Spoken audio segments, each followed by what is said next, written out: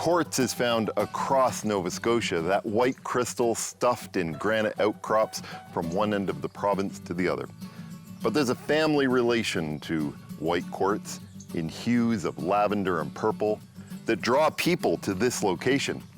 Now, most people who are coming here to hike are doing the Cape Split hiking trail to head out right to the end and view that dramatic look-off. But rock hounders and people in search of gemstones and beach glass, well, they come here looking for purple amethyst, and it's where I'm on my walkabout today. The hike to Amethyst Cove begins as though you were hiking Cape Split itself. This is a shorter journey than the Cape Split hike. It's about 4.5 kilometers each way, a little more or less depending on how far you travel when you hit the shore. While the traditional Cape Split hike is across the top of the cape, this hike is pretty much evenly split between the top of the cape and the shoreline at its base. Well, I've made it just past the half-kilometer mark coming up the Cape Split trail and approaching the turnoff for Amethyst Cove. Now, this trail is not an official trail. It is not officially maintained by the province, as you can see, although it is well worn down. It doesn't even appear on park maps. In fact, this trail will ultimately take me outside of Cape Split Provincial Park, so onto private land, before I reach the shoreline, which of course itself is public.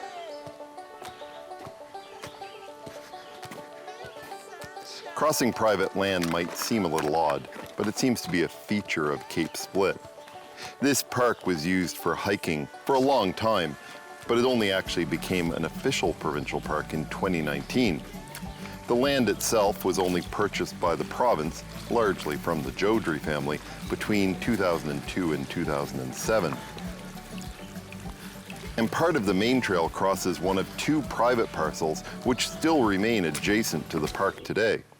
So my route, and the route of so many to reach Amethyst Cove, is a historic route, and it's no surprise that it crosses a section of private land as I actually walk back out of the park itself. Well, about 100 meters back or so, I crossed out of the boundary of Cape Split Provincial Park, and I'm now on a traditional route located on private land. Now, if you'd followed my route from the air, or you drew it on a map, you would see I first headed out towards Cape Split, then I turned to the north towards Minas Basin, then I turned back towards the way I came from. It's a bit of a roundabout route, but now where I am is roughly across from where the trailhead is, and in fact, if you could bushwhack through that forest, that's where you would end up. In a short while, I'm going to make a turn heading towards the Minas Basin, and from there it'll be about 1 kilometer to the shore.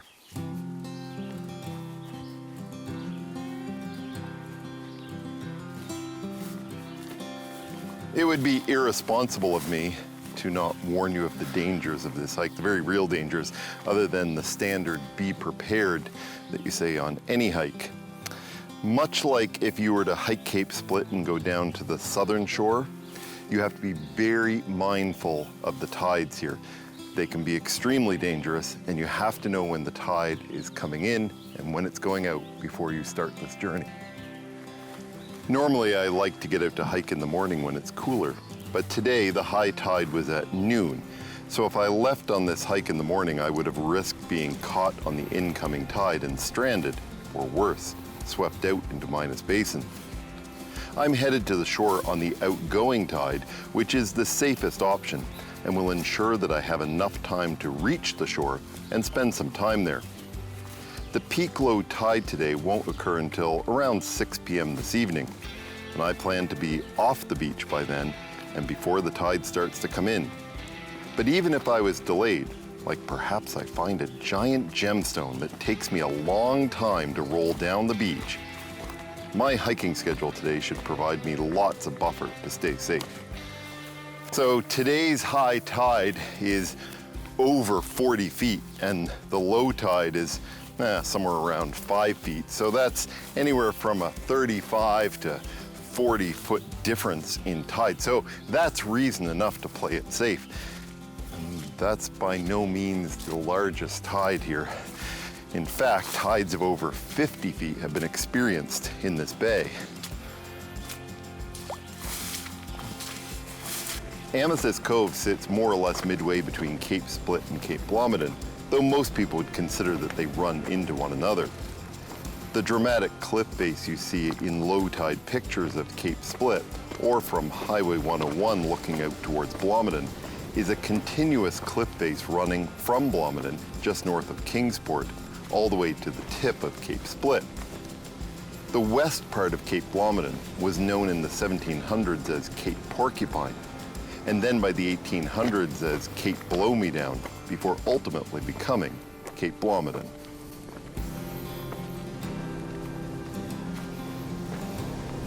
The fact gemstones and crystals are known to be able to be found on the shores of Blomidon and Cape Split is not by any means a new discovery. In the 1820s, there were reports of the basalt cliffs in the area forming fine zeolites. In the early 1800s, two researchers by the name of Alger and Jackson were credited with identifying the Blomidon Formation. Jackson wrote that, quote, "The visitor, in addition to the wilderness and picturesque beauty of the scene, will find a field so richly stocked with interesting minerals that he will delight to linger on the spot and gather these objects of science." In the 1820s, the word science to describe geology was used pretty loosely. There were, of course, true scientists in the field, but it was also used to describe the hobby of collecting rocks and minerals, much like you would see butterflies under glass in the homes of wealthy individuals. Some people would have minerals or rocks on display in the living room as a point of discussion.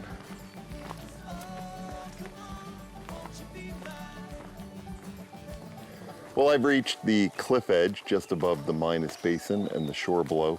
From here, it's a few hundred feet down along this rope to the shore and hopefully some gemstones. Now, over the years, people have installed ropes along the way, which is very helpful, but you do want to be careful. The ropes themselves are only as strong as the trees they are tied to and the knots they are tied with.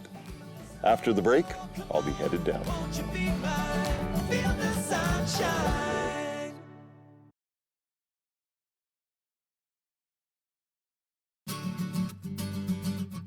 I'm on the northern side of Cape Split, a few hundred feet above the shoreline, where the tide is going out.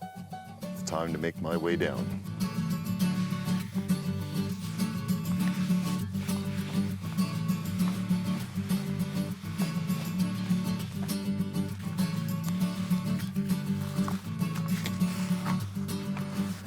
So this is going to be the most challenging part of the hike for many people, but it can also be the most fun.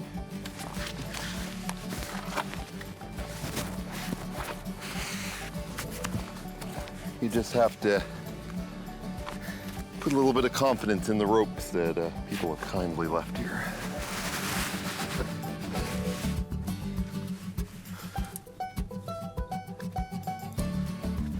And the tree branches.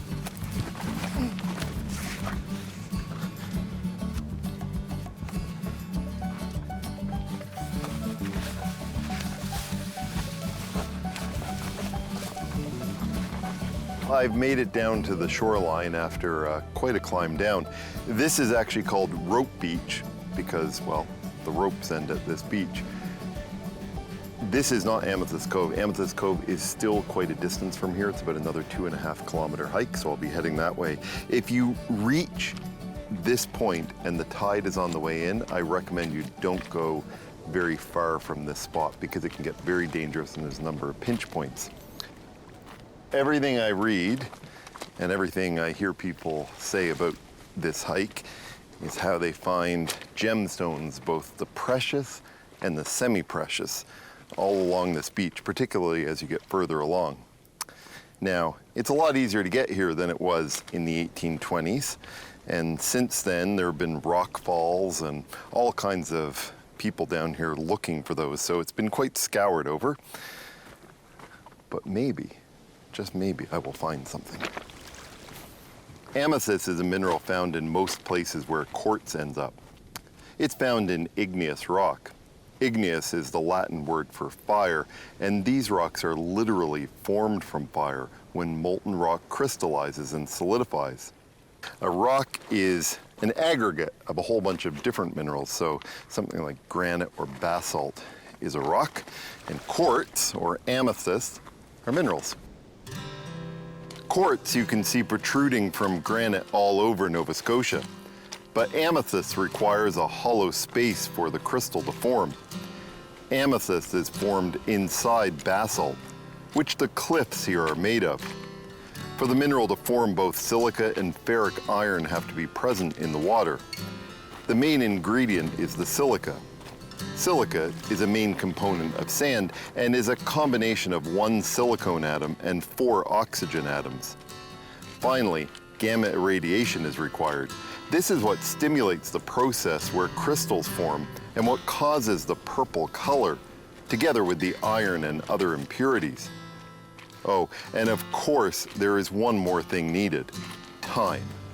This process doesn't happen overnight. Rather, it takes millions of years, which is, of course, what gives the crystals themselves value. Amethyst can be made more quickly in a lab. However, the coloration is usually much more uniform.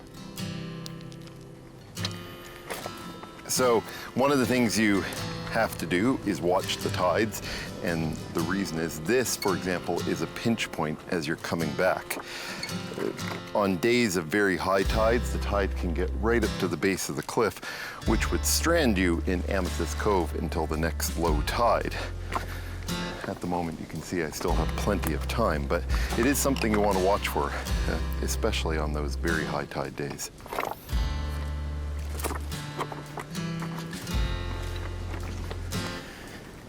I think when you hear the word beach, you often think of nice white sand beaches, and Nova Scotia certainly has some of those, and they are very beautiful. But one of the common definitions of beach is a gently sloping piece of land that goes towards a water body, whether that be a lake or a river or the ocean, in this case, the Bay of Fundy. And so this is not as easy walking as it would be if it was a white sand beach. It's certainly a bit of a challenging hike to get along here, but to find gemstones, it's gotta be worth it.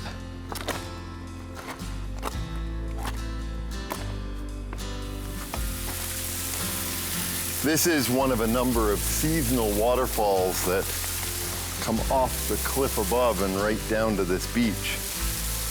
Spectacular.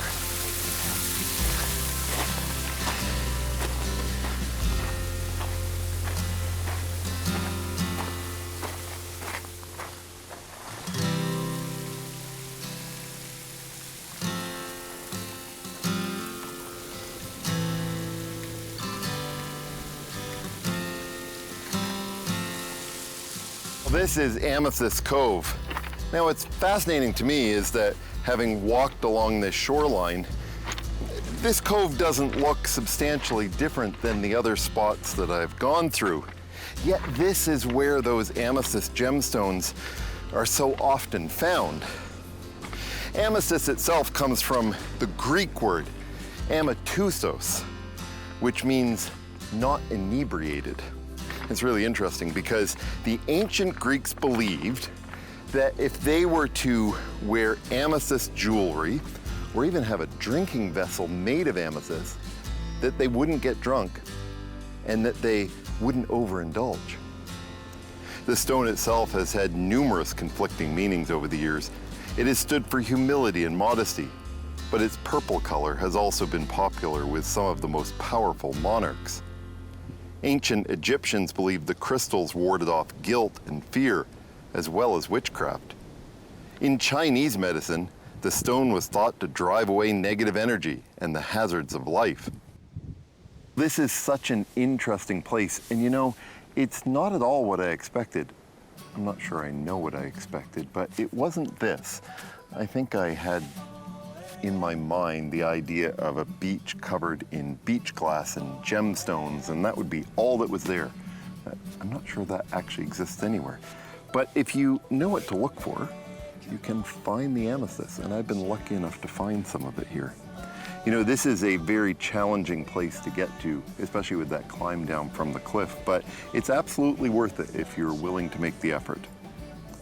Leonardo da Vinci once thought that amethyst was useful in quickening intelligence and chasing away evil and impure thoughts. So I think I might do okay. Well, the tide is coming in. I can see the water moving into the Bay of Fundy. But I have another hike that I'm planning to get to. After the break, I'm going to be headed just down the shore to the location of an 1831 shipwreck. Won't you be mine? Feel the sunshine.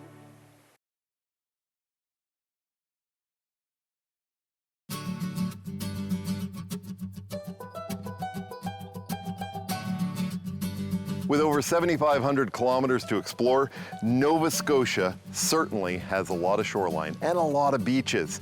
And those beaches can sometimes roll one into another, into another. Now on the north side of North Mountain, not that far from Baxter Harbor Falls, you'll find the Bigelow Cove Road.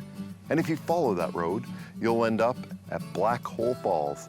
And beyond that, on to Caroline Beach. And that's where I'm on my walkabout today. Officially, this is called the Bigelow Cove Road. And while obviously unused for traffic today, it is still, like so many other hiking destinations in the province, an official provincial highway. Well, I'm gonna duck off the main trail here. I am told that Black Hole Falls is just a short jaunt through the woods here towards the Bay of Fundy. Now, apparently there are a number of different trails you can take. I'm gonna try this one. Well, I haven't quite yet made it to the falls.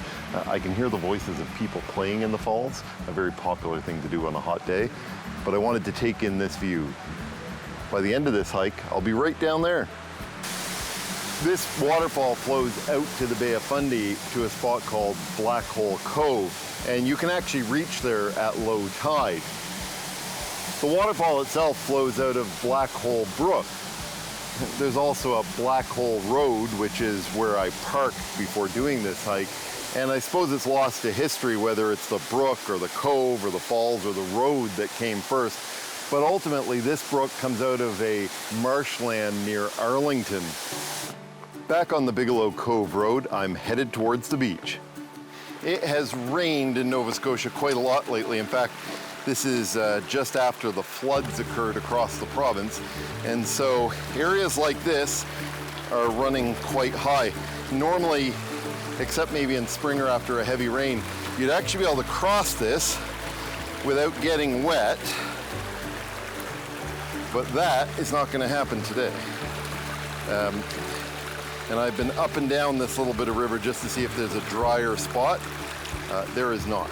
So, grabbed a stick and across the river. Thankfully, it is summer, it's a warm day, so it's cooling on the feet. The Bigelows arrived in Nova Scotia in 1762 in Cornwallis, and among the family was Amasa Bigelow. Now, he was a ship's carpenter and worked at a sawmill. He had 11 children, and the oldest was Ebenezer Bigelow, who in 1776 set up a shipyard in Kingsport to build small vessels.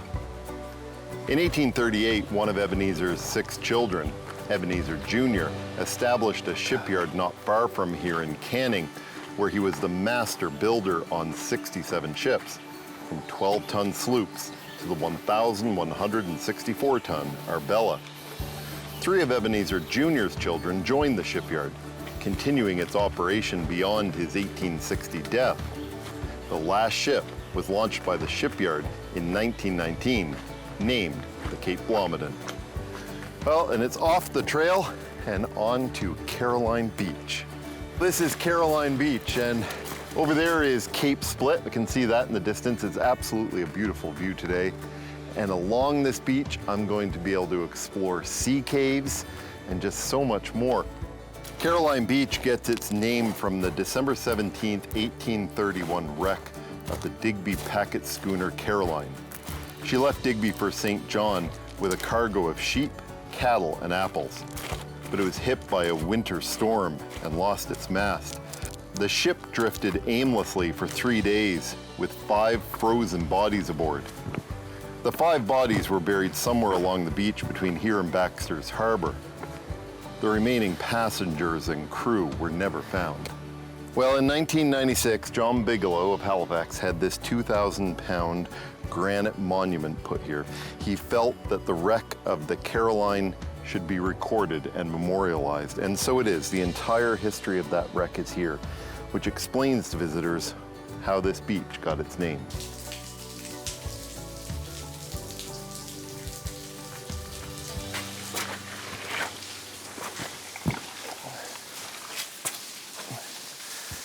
So the Bay of Fundy, the tides, well, they're not just dramatic, but they're powerful. And these sea caves are a great example of that. But the reason they exist is because the type of rock, it's a sedimentary rock that was formed during the Triassic period. At that time, the Bay of Fundy, well, that was just a rift valley. The way a sea cave is formed is first, there's going to be a small gap in the rock or a weakness, and water gets in and that hole gets bigger and bigger and bigger. And with the waves coming in, and it is mostly wave action, it will pound the small rock in the sand. So it's almost like a sandblaster, just blasting out a hole. And there's one other thing that happens. In a case where the cave is covered, obviously this one isn't, you also get air pressure because the cave is full of air, and when the water comes in, it pushes that air in just like a jackhammer. And that's how you end up with these sea caves that are just so dramatic. And very often, this is a sea stack, and what will happen is this would have been covered at one time, and eventually the bridge, if you will, would have collapsed. And that's why you have much larger stones there and smaller stones here, is because those larger stones were probably the bridge or the top of that sea stack. And so what was once an arch, and perhaps even a fully covered cave, is now a sea stack.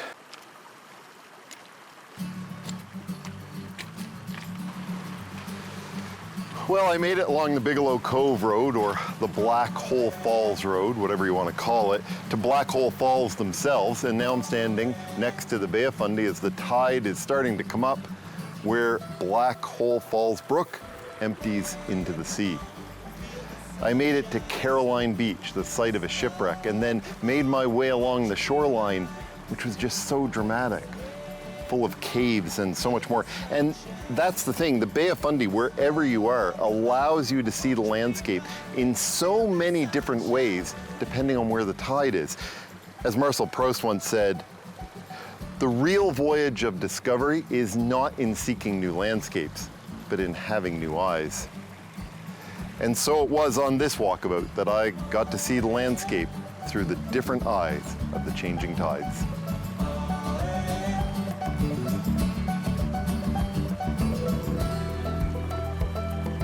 Hey, come on, feel the sunshine. Oh, come on, won't you be mine? Hey, come on, feel the sunshine. Oh, come on, won't you be mine? Oh, hey, oh, hey, feel the sunshine. Oh, hey, oh, hey, oh, hey, feel the sunshine. Hey, come on, feel the sunshine.